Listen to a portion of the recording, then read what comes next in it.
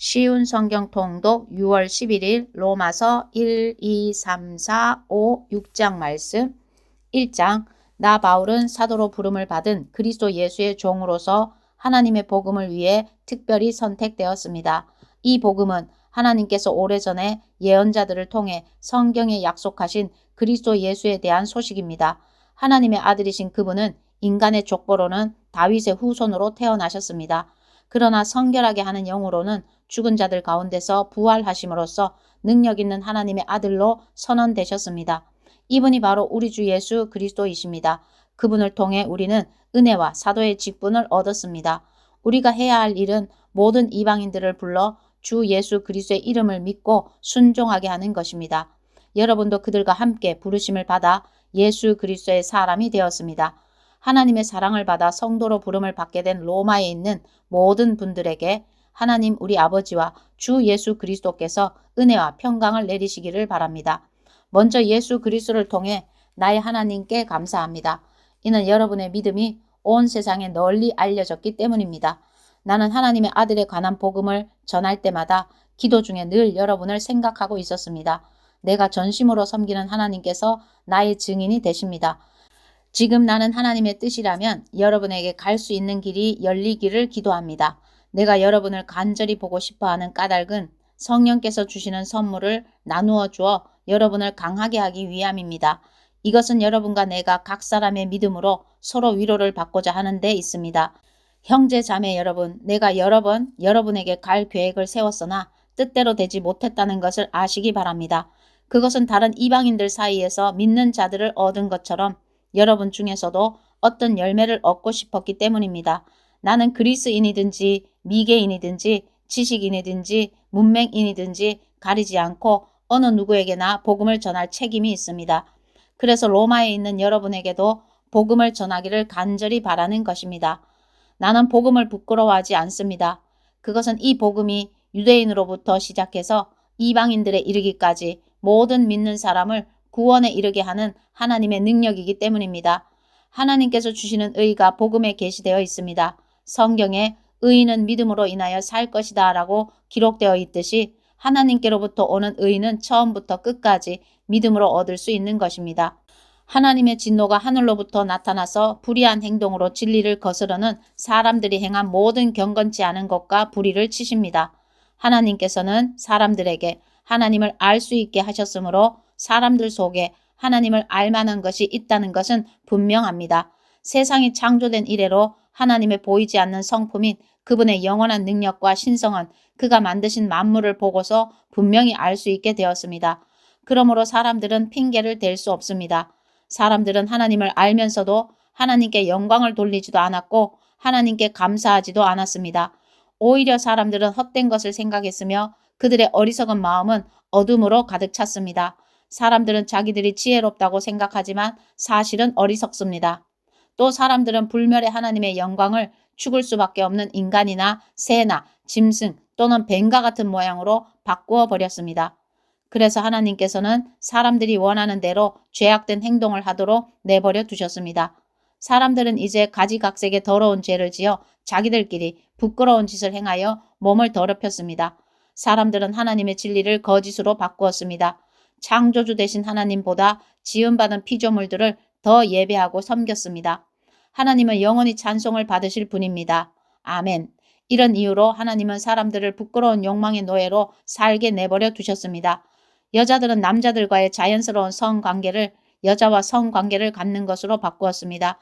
이와 똑같이 남자들도 여자들과 행하는 자연스러운 성관계를 버리고 남자들끼리 정욕에 불타 남자가 남자와 부끄러운 짓을 했습니다. 그래서 스스로 그 잘못에 합당한 벌을 받았습니다. 사람들이 하나님을 아는 것을 하찮게 여겼으므로 하나님께서는 사람들이 타락한 생각에 빠지게 하시고 사람들이 해서는 안 될 일들을 하게 내버려 두셨습니다. 그들은 온갖 불의와 악행과 탐욕과 악독으로 가득 찬 사람들입니다. 또한 시기와 살인과 다툼과 속임과 저기로 가득 찼으며 남에 대해 말하기를 좋아하고 남들을 비방하고 하나님을 미워하며 거만하고 건방지며 뽐내기를 잘합니다. 그들은 악한 일을 계획하고 부모님께 순종하지 않습니다. 그들은 양심도 없으며 약속을 지키지 않으며 친절하지도 않고 동정심도 없습니다. 사람들은 그런 일을 행하는 사람은 죽어 마땅하다는 하나님의 의로우신 법을 알면서도 자신들만 그런 악한 행동을 계속하는 것이 아니라 그런 행동을 저지르는 다른 사람들까지 잘한다고 두둔합니다. 2장 그러므로 다른 사람을 판단하는 사람도 변명할 수 없게 되었습니다. 다른 사람을 판단하는 사람은 자신도 똑같은 행동을 하고 있으므로 자기 자신을 판단하는 셈입니다.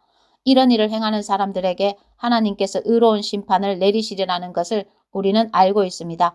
악한 일을 행하는 사람들을 판단하면서 실은 자신도 똑같은 일을 하고 있는 사람에게 한마디 하겠습니다.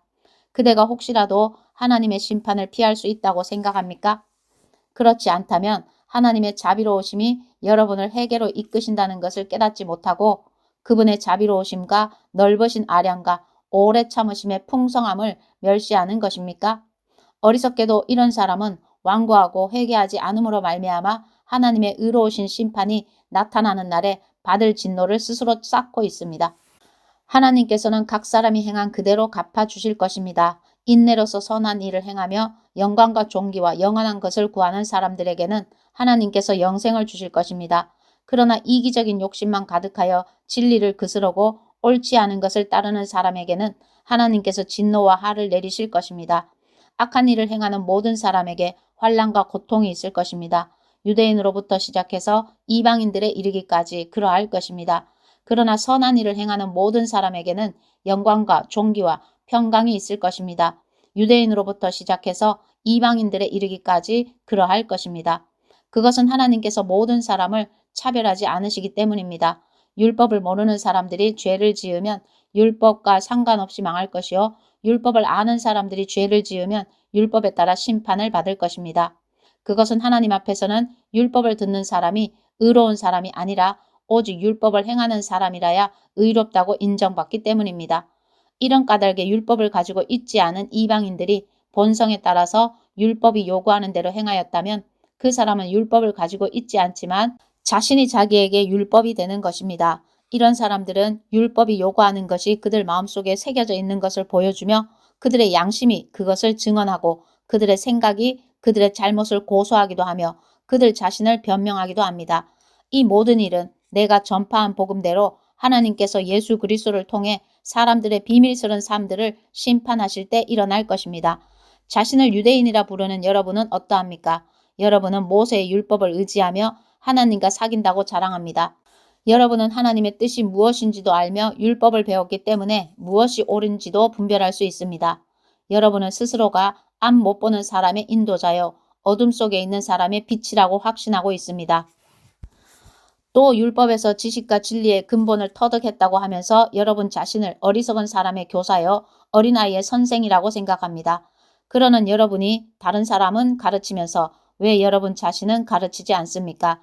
다른 사람에게는 도둑질하지 말라고 설교하면서 여러분 자신은 왜 도둑질합니까? 간음하지 말라고 말하면서 여러분은 왜 간음을 행합니까? 우상을 미워하면서 여러분은 왜 신전에 있는 물건을 훔칩니까?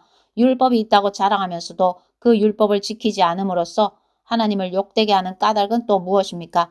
너희 때문에 하나님의 이름이 이방인들 사이에서 욕을 먹고 있다고 성경에 기록된 말씀과 어쩌면 그렇게도 똑같습니까? 여러분이 율법을 지키면 여러분이 받는 할례는 가치 있는 것이 되지만 율법을 지키지 않으면 여러분은 할례를 받지 않은 사람처럼 되고 맙니다. 반대로 할례를 받지 않은 이방인이 율법이 명하는 내용들을 지키면 하나님께서는 그 사람을 할례를 받은 사람으로 여기지 않겠습니까? 할례는 받지 않았어도 율법을 지키는 사람이 할례는 받았으나 율법을 어기는 여러분을 오히려 율법의 파괴자라고 판단할 것입니다. 그러므로 겉모습만 유대인인 사람은 진정한 의미에서 유대인이 아닙니다. 그리고 몸에만 행해진 할례는 진정한 의미에서 할례가 아닙니다. 마음으로 유대인인 사람이 진정한 의미에서 유대인입니다. 그리고 율법이 아니라 성령을 따라 마음에 받는 할례가 진정한 의미의 할례입니다. 그런 사람은 사람이 아니라 하나님께로부터 칭찬을 받습니다. 3장 그렇다면 유대인이 이방인보다 더 나은 것이 무엇입니까? 또 할례의 가치는 무엇이겠습니까? 모든 면에서 많이 있습니다. 첫째로 중요한 것은 유대인들이 하나님의 말씀을 맡았다는 사실입니다. 그런데 만일 유대인 중에 하나님을 믿지 않는 사람이 있다면 어떻겠습니까? 이 사람들이 믿지 않는다고 해서 하나님의 신실하심이 무효가 되겠습니까? 절대로 그렇지 않습니다. 설령 모든 사람이 거짓말쟁이라 하더라도 하나님은 참되십니다. 성경에도 이렇게 기록되어 있습니다. 주께서는 주님의 말씀으로 의로우심을 나타내시고 심판하실 때 주님께서 이기실 것입니다. 내가 사람들이 사용하는 논리의 방식대로 말해 보겠습니다. 우리가 의롭지 못한 것 때문에 하나님의 의로우심이 더욱 밝히 드러날 경우 뭐라고 말하겠습니까? 우리에게 진노를 내리시는 하나님을 의롭지 못하다고 하겠습니까? 결코 그럴 수 없습니다. 하나님께서 의롭지 못하시다면 어떻게 하나님께서 세상을 심판하시겠습니까? 사람들 중에는 내가 거짓말을 하여 그 때문에 하나님의 참되심이 드러난다면 오히려 하나님께 영광이 되는데 왜 내가 죄인 취급을 받아야 하는가라고 우기는 사람도 있을 것입니다. 이것은 마치 선한 결과를 얻기 위해 악을 행하자라고 말하는 것과 같습니다. 사람들은 우리가 그렇게 가르친다고 우리에 대해 비난을 하고 다닙니다. 그러나 그런 사람들은 정죄를 받아 마땅합니다. 그렇다면 과연 우리 유대인들에게 이방인들보다 나은 것이 있습니까? 전혀 없습니다. 이미 말했듯이 유대인이나 이방인들이나 모두가 죄 아래 있습니다. 성경에 이렇게 기록되어 있습니다. 의인은 한 사람도 없다. 깨닫는 사람도 없고 하나님을 찾는 사람도 없다. 모두가 곁길로 나가 하나같이 쓸모없게 되었다. 선한 일을 행하는 사람은 단 한 사람도 없다. 그들의 목구멍은 열린 무덤이고 혀로는 사람을 속인다. 그들의 입술에는 독사의 독이 있다. 그들의 입은 저주와 독설로 가득 찼다. 그들은 사람을 죽이려고 바쁘게 움직이며 그들이 가는 곳마다 멸망과 비참함이 있다. 그들은 평화의 길을 알지 못한다. 그들의 눈에는 하나님을 두려워하는 것이 없다. 우리가 알기로는 율법에 기록된 내용은 그 무엇이 되었든 율법 아래 사는 사람들에게 말하는 것입니다. 그래서 누구든지 변명할 말이 없게 되고 온 세상은 하나님의 심판 아래 있게 됩니다. 그러므로 율법을 지키는 것으로 하나님 앞에서 의롭다고 인정받을 사람은 아무도 없습니다. 왜냐하면 율법은 우리가 죄인이라는 사실을 알게 해주기 때문입니다. 그러나 이제는 율법 없이도 하나님께로부터 오는 의가 나타났습니다. 이것은 율법과 예언자들도 증언한 것입니다. 하나님께로부터 오는 의는 예수 그리스도를 믿는 믿음을 통해 옵니다. 이 의는 믿는 사람이라면 누구에게나 주어지는 것이며 사람을 차별하지 않습니다. 모든 사람이 죄를 지어 하나님의 영광에 이를 수 없게 되었습니다. 그런 사람이 그리스도 예수께서 주시는 속죄를 통해 하나님의 은혜로 의롭다는 판단을 받습니다. 그것은 하나님께서 거저 주시는 선물입니다. 하나님께서 예수님을 화목제물로 내어주셨으며 누구든지 예수님의 피를 믿음으로 죄를 용서받게 됩니다. 하나님은 이전에 살았던 사람들이 지은 죄에 대해 오래 참으심으로 심판하지 않으셨습니다. 이렇게 하여 하나님께서는 그분의 의로우심을 보이셨습니다. 하나님께서 이 시기에 그분의 의로우심을 보이신 것은 하나님 자신이 의로우시다는 것과 예수님을 믿는 사람을 의롭게 하신다는 것을 보이기 위해서였습니다. 그렇다면 사람이 자랑할 것이 어디 있겠습니까? 자랑할 것이라고는 하나도 없습니다. 어떠한 법으로 사람이 의롭게 됩니까? 율법을 지키는 데서 오는 것입니까? 이런 것과는 상관이 없습니다. 의롭게 되는 것은 오직 믿음의 원리에 의해서만 이루어집니다. 사람은 율법을 지키는 것과는 상관없이 믿음으로 의롭게 된다고 우리는 생각합니다. 하나님은 유대인들만의 하나님이십니까? 이방인들의 하나님은 되지 않습니까? 하나님은 이방인들의 하나님도 되십니다. 하나님은 오직 한 분이시므로 그분은 할례를 받은 사람이나 할례를 받지 않은 사람이나 동일하게 믿음으로 의롭게 해주십니다. 그렇다면 우리가 이 믿음을 가지고 율법을 무효로 만들고 있습니까? 그렇지 않습니다. 오히려 믿음을 통하여 율법을 더 굳게 세웁니다. 4장. 그러면 이 문제에 대해 우리의 조상 아브라함이 발견한 것은 무엇이라고 말할 수 있겠습니까? 아브라함이 행위를 통해 의롭다함을 얻었다면 그에게는 자랑할 것이 있었을 것입니다. 그러나 하나님 앞에서는 자랑할 것이 없습니다. 성경이 뭐라고 말합니까? 아브라함이 하나님을 믿으니 그 믿음을 그의 의로 여기셨다라고 하지 않습니까? 일을 해서 품삯을 받는 사람은 그가 받는 품삯을 당연히 받을 것을 받는 것으로 생각하지 선물을 받는 것으로 생각하지 않습니다. 그러나 일을 하지 않는데도 품삯을 받는 사람이 있다면 그가 경건하지 않은 사람을 의롭다고 여기시는 하나님을 믿기 때문에 하나님께서 그의 믿음을 보시고 의롭다고 여기시는 것이 됩니다. 다윗은 행한 것과는 관계없이 하나님께서 의롭다고 인정하시는 사람이 받은 복에 대해 다음과 같이 말했습니다. 자기 죄를 용서받고 자기 허물이 가려진 사람은 복이 있다. 주님께서 죄 없다고 인정해 주는 사람은 복이 있다. 그렇다면 이 복이 할례를 받은 사람들에게만 내리는 것입니까? 아니면 할례를 받지 않은 사람들에게도 내리는 것입니까? 우리는 앞에서 아브라함의 믿음이 의로 여김을 받았다고 말했습니다. 어떤 상황에서 이런 일이 발생했습니까? 아브라함이 할례를 받은 뒤였습니까? 아니면 할례를 받기 전이었습니까? 아브라함이 의롭다함을 받은 것은 할례를 받은 후가 아니라 할례를 받기 전이었습니다. 아브라함은 할례를 받기 전에 믿음으로 의롭다함을 받았으며 그 표로서 할례를 받은 것입니다.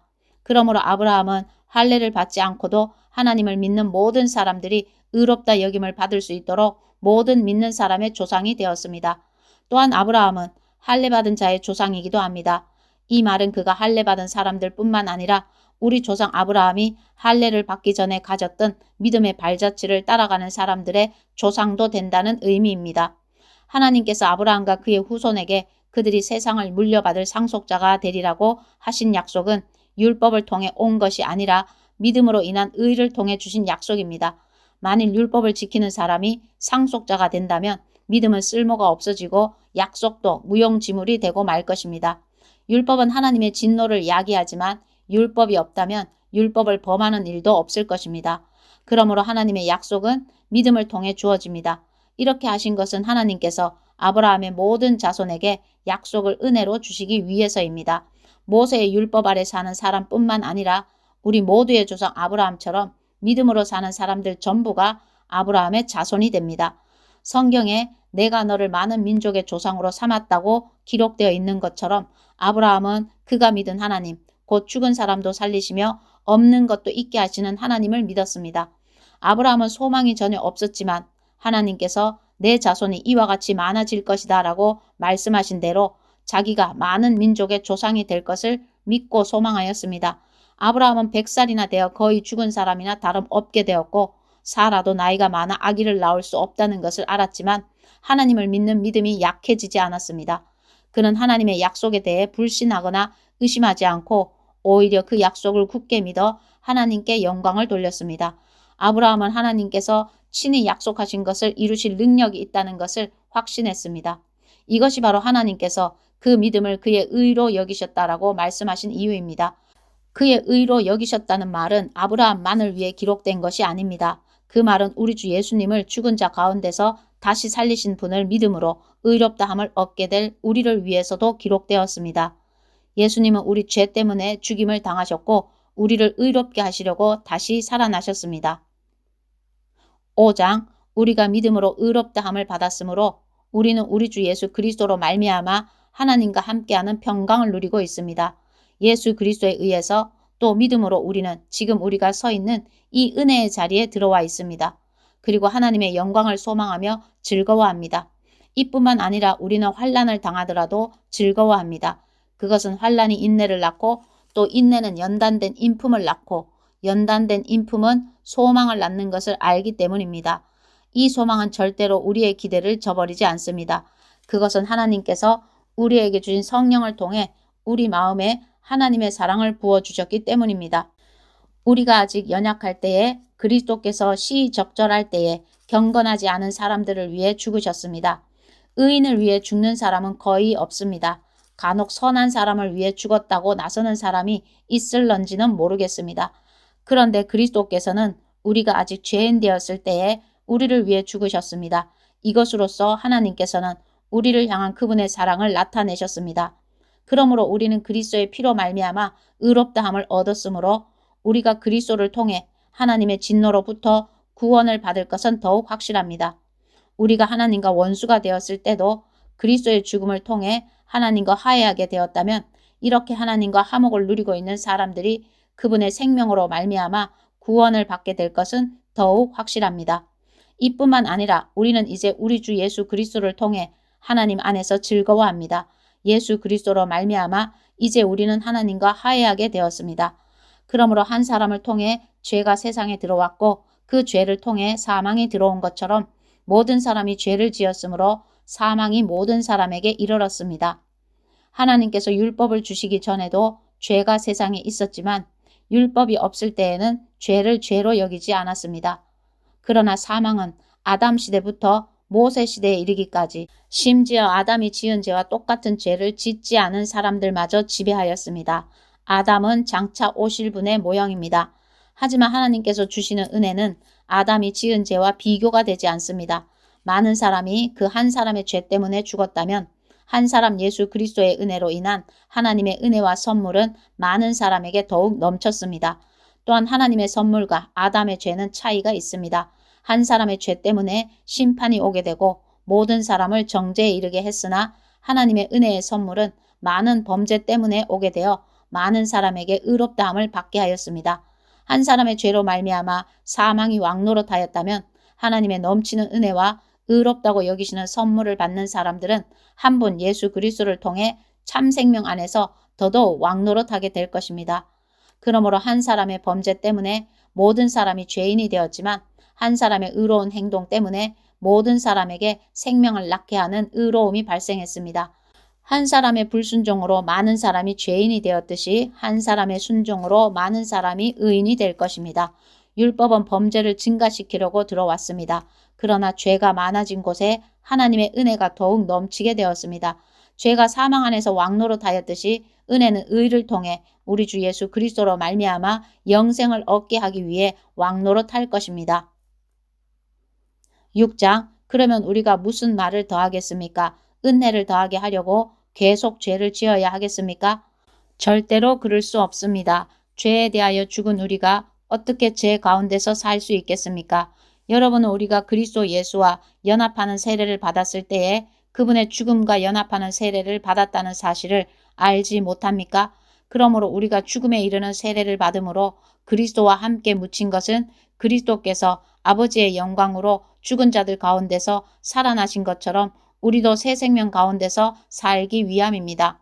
우리가 그리스도와 연합하여 그분의 죽음에 참여하였다면 그분과 연합하여 그분의 부활에도 참여할 것이 확실합니다. 우리는 우리의 옛사람이 그리스도와 함께 십자가에 못 박혀 죄의 몸이 무력하게 되었으므로 우리가 더 이상 죄의 노예가 되지 않는다는 것을 압니다. 그것은 죽은 사람은 죄의 세력에서 해방되었기 때문입니다. 우리가 그리스도와 함께 죽었다면 또한 그리스도와 함께 살아날 것도 믿습니다.